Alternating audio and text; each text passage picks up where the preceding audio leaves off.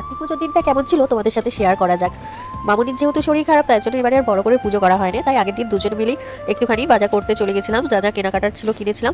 আর ঠাকুরটাও আমরা দুজন মিলে আনতে গেছিলাম, আগেই পছন্দ করে রাখা হয়েছিল। দেখতে পাচ্ছ আমাদের রাজা বেটা কেমন হয়েছে তোমরা কিন্তু জানিও। এখানে অনেকেই ওর সঙ্গী সাথী ছিল, সবাইকে যে যা বাড়ি নিয়ে চলে গেছে। আমরা একদম লাস্টেই নিতে গেছিলাম, যেহেতু আমাদের বাড়ির কাছে। এই দেখো আমাদের বাড়ি চলেই এসেছে রাজা বেটা। তো এই যে ওনাকে বসিয়ে দেওয়া হয়েছে আর এনাকে খেতে দেওয়াও হয়েছে এখানে, সেটা বর্মশাই করেছিল। আর তারপরের দিনে পুজোর জোগাড়জাত সমস্ত কিছু আমি আর বর্মশাই মিলেই করেছিলাম পুরোটাই। তো দুজনের এই প্রথম আয়োজন এরকমভাবে। এটা দেখতেই পাচ্ছ ঠাকুরের ঘরের উপরে সমস্ত কিছুটা করা হয়েছে আলাদা করে। আর এখানে এই যে ঠাকুরের যেটুকু আমরা আয়োজন করেছি সেটাই তোমাদের সাথে শেয়ার করছি।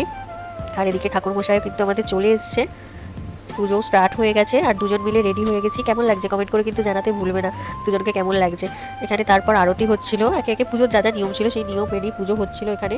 আর বারবার জিজ্ঞাসা করছি আমাদের রাজাবেটাকে কেমন লাগছে, অবশ্যই কমেন্ট করে জানাবে। আর কার্তিকের এই যে বাবা উপরে দেখেছো একটা থার গাড়ি কীরকমভাবে বেঁধে দিয়েছে। আসলে বেশটা এতটাই ছোট হয়ে গেছিলো যে গাড়িগুলো খেলাগুলো রাখার জায়গা হচ্ছিল না। দেখেছো আমাকে ছাড়াই আবার উনি কখন ভিডিও করে নিয়েছে আমি দেখিনি, এডিট করার সময় দেখছি। আর তার পাশেই আমাদের বাড়ি, একটা পাশের বাড়িতে আর কি নিমন্ত্রণ ছিল। তারপরে পুজো মিটতেই রেডি হয়ে চলে গেছিলাম পাশের বাড়িতে, নিমন্ত্রণ ছিল অনেকবার করে বলেছিল তাই গেছিলাম। আর ওখানে ঠাকুরটাও দেখো, গিয়ে দেখছিলাম হোম হচ্ছে, কত কিউট না ঠাকুরটা। তারপরে এই যে খেতে বসে গেছিলাম সবাই মিলে একসাথে, খেয়ে দিয়ে তারপরে বাড়ি চলে এসেছিলাম। আমি দেখো মামুনিদি বাপিদের সাথে গল্প করছি আর এদিকে এই নিয়ে এসে দেখছি শুয়ে পড়েছে। আর তারপরের দিনও সকাল থেকে পুজো হয়েছিল, কিন্তু সেটা আর ভিডিও করা হয়নি। এটা হচ্ছে রাতের বেলায় যখন মানে দিয়ে আসা হয়, আমাদের এখানে ঠাকুর রাখা হয় না।